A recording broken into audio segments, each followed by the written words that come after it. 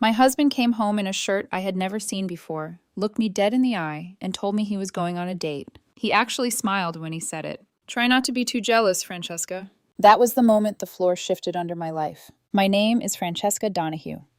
I was 44 years old when I learned that betrayal does not always arrive looking guilty. Sometimes it comes polished, calm, amused.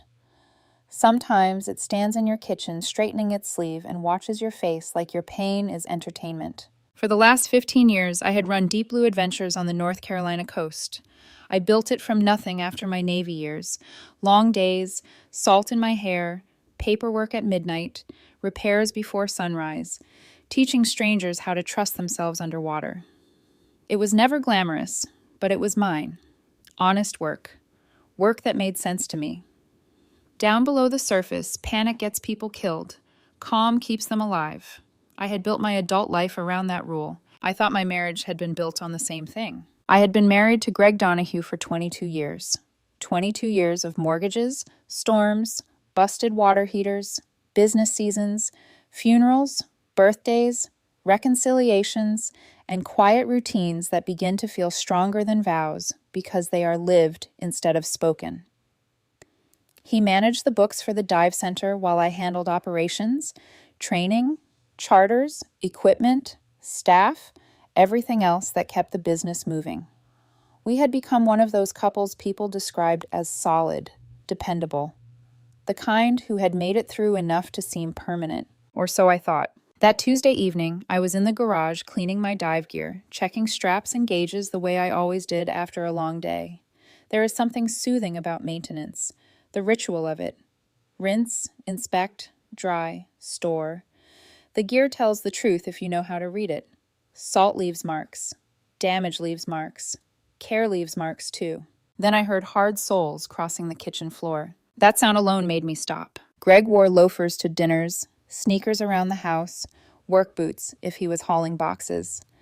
The clipped, deliberate sound I heard that evening did not belong to our normal life. I stepped into the kitchen with a towel in my hand and saw him standing at the hall mirror. He was adjusting the collar of a dark charcoal shirt I had never bought for him. Greg was not a flashy man. Even at his best, he stayed inside a narrow lane. Good jeans, plain button-downs, muted colors. But that shirt was different. It fit too closely, too intentionally. The kind of shirt chosen for effect. The kind you wear when you expect someone to notice. Then I saw the rest of him. Fresh shave. New watch. Cologne he had not worn in years. My stomach tightened before my mind fully caught up. Going somewhere special? I asked. I meant for it to sound light, casual, the kind of question spouses toss at each other without thinking. But I heard the edge in my own voice. Greg looked at me in the mirror first, then turned around slowly. The smile on his face wasn't one I recognized. Not the warm one from years ago, when he used to wait for me on the dock with coffee. Not the tired one he wore when tax season made him irritable. This one was colder, smaller, sharper. It looked like a blade pretending to be a smile. I'm going on a date tonight, he said. For a second, I genuinely thought I had heard him wrong. The garage door was still open behind me. Somewhere outside, gulls screamed over the marina. Water dripped from a regulator onto the concrete in slow, steady taps. The whole world kept moving with obscene normalcy, while my brain tried to make sense of the sentence hanging between us. A what? I asked. He laughed. Actually laughed. Not a nervous laugh, not a defensive one. Pure amusement. He leaned one shoulder against the counter like we were in the middle of some private joke. A date, he repeated. Try not to be too jealous, Francesca. There are moments when pain does not feel like pain yet.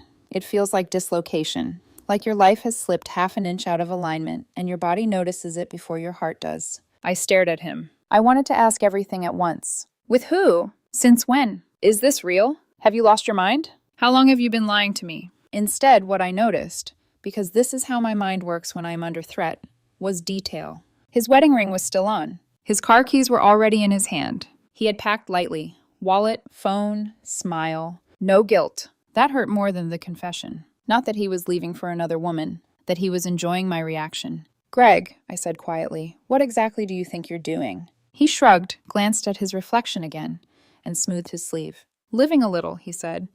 You've been married to your dive center for years anyway.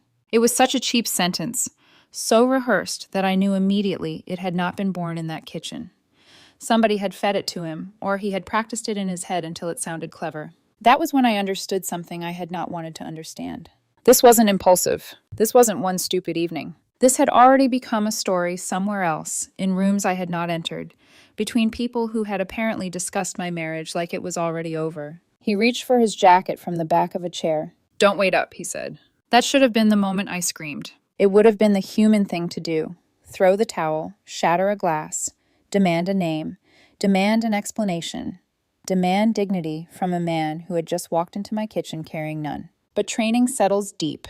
When pressure spikes, you do not flail first. You narrow, you breathe, you look for the shape of the danger. And maybe some colder instinct had already begun whispering that whatever this was, it was bigger than an affair. Because underneath the cruelty in Greg's voice, there was something else. Confidence. The kind that comes from believing you have already secured the exit. So instead of shouting, I said the first thing that came into my head. "Enjoy explaining that to your sister tomorrow." He froze, only for a second. But I saw it. A flicker, a falter. A crack so brief another woman might have missed it. I did not. His eyes sharpened. "What's that supposed to mean?" I folded the towel once, twice.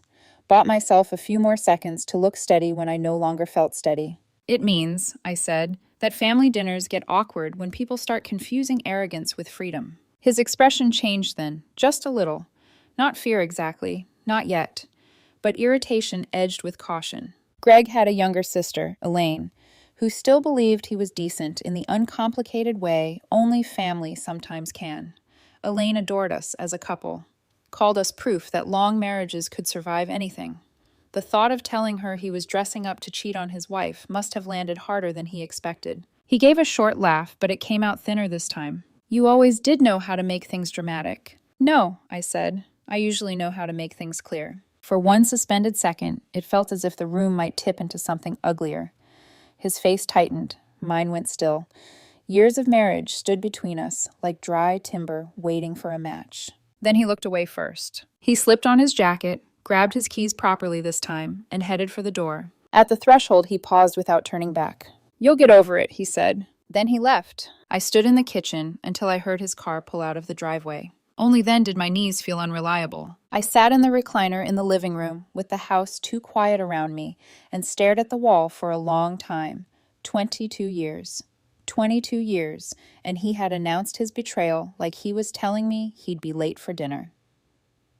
That was the part that kept circling back more than the imagined woman, more than the humiliation, more than even the insult itself. How easy it had been for him. How practiced. How little reverence he had for the life we had built. I poured a bourbon and held the glass without drinking it for several minutes. Outside, the coast wind rattled the porch screen. Inside, my mind started doing what it had always done in emergencies. Stay steady. Sort facts from panic. Find the problem before emotion wastes time. By midnight, the grief had not gone away, but it had changed shape. It was no longer wild. It was directional. By 1 a.m, I had begun replaying the last few months with new eyes. Greg being oddly protective of his phone. Late bookkeeping nights that never quite matched the volume of paperwork. Small cash withdrawals I had barely registered because I trusted him. A hotel charge I had once assumed was a client issue. A new distance in him that I had mistaken for boredom, burnout, middle age, maybe even depression. I set the bourbon down untouched. This was not a marriage spontaneously cracking open. This was a structure that had been hollowed out from the inside. The next morning, Greg came into the kitchen humming while the coffee brewed. Humming, as if he had not detonated our life 12 hours earlier. He kissed my cheek, asked about the weather, and mentioned he might swing by the supply store later. If I had not seen him in that shirt, if I had not watched that smile cut across his face, I might have wondered whether the entire scene had been some ugly hallucination brought on by exhaustion. But I am not a woman who survives on confusion. I am methodical. And Greg was not acting normal because he felt no shame. He was acting normal because he believed he had already won. After he left for the morning, I sat at the kitchen table with my laptop, a notepad, and a calm I did not feel naturally but knew how to wear. My first stop was our joint account. Before the screen had even fully loaded, I saw enough to know one thing with absolute certainty. Greg's date was only the beginning. There is a particular kind of fear that comes when suspicion stops being emotional and becomes measurable. Numbers do that. They strip away denial. They don't care what you hoped was true. I sat at the kitchen table with the morning light slanting across the wood, one hand curled around a mug of coffee that had already gone cold, and stared. at the transaction history on our joint account. At first glance, nothing looked catastrophic. That was what made it dangerous. Greg had not been reckless. He had been careful. Small amounts, spread out, hidden inside the ordinary rhythm of a long marriage where bills were paid on time and the business still functioned. 3 cash withdrawals in the last month. $300 each. A dinner charge in Wilmington on a night Greg had told me he was meeting a supplier. Another restaurant 2 weeks later. A boutique purchase that showed up under a bland billing label until I clicked deeper and saw the actual merchant name, an intimate apparel store. I felt a wave of heat crawl up my neck. Not because of jealousy, because every line on that screen represented planning. Deliberate movement. A private life funded with shared money. I reached for the notepad and began writing everything down in neat columns. Date, amount, location, possible lie attached to it. Old habits came back without asking permission. When something goes wrong in a high-risk environment, you document the conditions fast before panic blurs the sequence. I did the same thing now, line by line, transaction by transaction, until the page looked less like financial notes and more like a map of betrayal. By the time I finished, anger had replaced shock. Not the loud kind, the useful kind. I called the bank and requested 6 months of statements. The woman on the phone asked whether there was a problem. Yes, I said, keeping my voice level. There may be unauthorized financial activity involving my business. That word, business, changed her tone immediately. More careful, more attentive. Good, because in that moment I had a sharp, ugly intuition that Greg had not just been cheating on me. He had been cheating through me. An hour later, I was on the road to Wilmington. The drive felt longer than it actually was. Coastal highways always have a deceptive softness to them. Flat stretches of road, gray-blue sky, marsh grass bending in the wind. It all looks peaceful enough to fool you into thinking bad things happen elsewhere. The hotel sat a few blocks off the waterfront, polished and anonymous in the way mid-range business hotels often are. Clean glass doors, potted plants, a lobby designed to reassure people that discretion came standard. I walked in wearing jeans, a navy blouse, and the expression I reserve for customers who think a liability waiver is optional. The woman at the front desk looked up with a professional smile. She was young, maybe mid-20s, with a name tag that read Jennifer. How can I help you? I took out my phone, pulled up a photo of Greg, and slid it across the counter. Has this man been here recently? Her eyes dropped to the screen and then lifted again with quick recognition. I've seen him here before, she said carefully. The words landed in my chest like a controlled explosion. I kept my face still. Recently? She hesitated, clearly choosing how much to say. A few times, she said, usually not alone. That was enough. I thanked her, stepped away from the desk, and stood for a moment in the lobby with my phone still in my hand. Usually not alone. The phrase was discreet, professional, limited, and still devastating. I walked back out into the parking lot and stood beside my truck with the wind off the water hitting my face. For a few seconds, I did nothing, just breathed. Not random, not recent, not accidental. Greg hadn't stumbled into this. He had built it. And if he had built one secret life, there was every chance he had built another. When you run a small business long enough, you learn something simple. Money always leaves a trail. Sometimes it's obvious. Sometimes it hides inside ordinary transactions. But if you look long enough, patterns begin to surface. Over the next several days, I looked. Carefully, methodically. The 6 months of bank statements arrived 2 days later. I spread them across the kitchen table with a yellow legal pad and started marking anything that didn't belong. The pattern became clearer the deeper I went. Small withdrawals. Restaurant charges in towns Greg rarely visited. 2 hotel payments in Wilmington. Individually, none of it looked catastrophic. Together, it told a story. Someone was building a private life. And that life was being funded with our money. By the end of the week, the numbers began pointing to something worse than infidelity. Some of the withdrawals were tied directly to business accounts connected to Deep Blue Adventures. That was when I made the call. Tomas Rodriguez answered on the second ring. His voice was exactly the same as it had been 20 years earlier. Steady, dry, impossible to rattle. We had served together in the Gulf. After leaving the Navy, Tomas moved into financial compliance and corporate investigations. Tracking fraud had become his profession, which was exactly why I trusted him. Francesca, he said, you only call me in 2 situations, reunion or disaster. Disaster, I said. He was quiet for a beat. Tell me. I gave him facts. Greg's confession, the bank transactions, the hotel. When I finished, Tomas exhaled slowly. Don't confront him, he said. That was also my instinct. Good. People who are cheating panic when cornered. People committing financial fraud panic even faster. They move money, wipe phones, change stories. If there's more here than an affair, and I'm betting there is, you need documentation before he knows you're looking. I already pulled 6 months of statements. That's a start. Screenshot everything. Dates, account numbers, transfers tied to the business. He paused. And Francesca? Yes? Protect yourself. Men who think they're losing access to money can get unpredictable. I looked out through the kitchen window at the marina. Do you think this is about money? I think, Tomas said carefully, a man doesn't tell his wife he's going on a date with that much confidence unless he believes he already has an exit. That word stayed with me. Exit. Greg hadn't looked guilty in the kitchen. He had looked prepared. The next piece of this puzzle surfaced 3 days later. Tomas called back. I found something interesting, he said. Tell me. Greg's been asking questions about loans tied to the dive center. My stomach tightened. What kind of loans? Asset leverage. Property-backed financing. It looks preliminary, but someone has been exploring the possibility of using the business as collateral. That would require my signature. Yes, Thomas said, which means either nothing happened or something happened without you knowing. The air in the room seemed to thin slightly. What do we do next? I asked. You need a lawyer. 2 hours later, I was sitting in the office of Robert Chen. Robert had served briefly with me during a joint Navy training exercise 15 years earlier before leaving for law school. Now he specialized in financial litigation. He read the documents Tomas forwarded and leaned back slowly. This could be serious, he said. Define serious. If someone attempted to leverage the business without your knowledge, that moves into fraud territory. How fast can we verify? Robert tapped the papers. I'll start pulling official filings today. By the following afternoon, the first real break appeared. Robert called me directly. Francesca, you need to sit down. I already was. There's a mortgage filing connected to Deep Blue Adventures. My heart dropped. That's impossible. You're listed as a co-signer. I didn't sign anything. Robert was quiet for a moment. I believe you, he said. But the documents carry your signature. The room seemed to tilt slightly. How much? I asked. $200,000. The number hung in the air. And the money, I said, transferred through multiple accounts, eventually routed offshore. The word offshore carried weight. This is fraud, Robert said quietly. And if someone forged your signature, it's criminal fraud.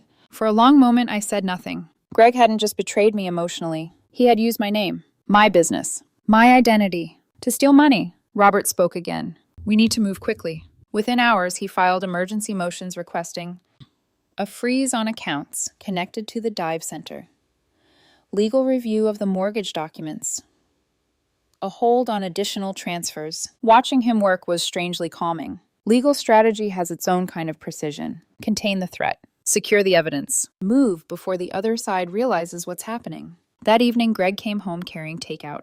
Thought I'd save you the trouble of cooking, he said. The smell of fried shrimp filled the kitchen. I looked at him and wondered how many versions of himself he thought he could maintain. The husband bringing home dinner. The man sneaking off to hotel rooms. The accountant moving money in shadows. He kissed my cheek. How was your day? He asked. Busy, I said. And just like that, the performance continued. For both of us. 2 days later, the situation escalated again. Robert called first. Then Thomas. Then someone else. Agent Sarah Martinez from the FBI. She met me in a quiet coffee shop outside Wilmington. When I finished explaining everything, Greg, the forged mortgage, the offshore transfers, she closed her notebook and studied me carefully. This isn't just a domestic financial dispute, she said. What is it? She leaned forward slightly. Monica Webb. The name hit me immediately. 3 years earlier, Monica had taken a certification course at Deep Blue Adventures.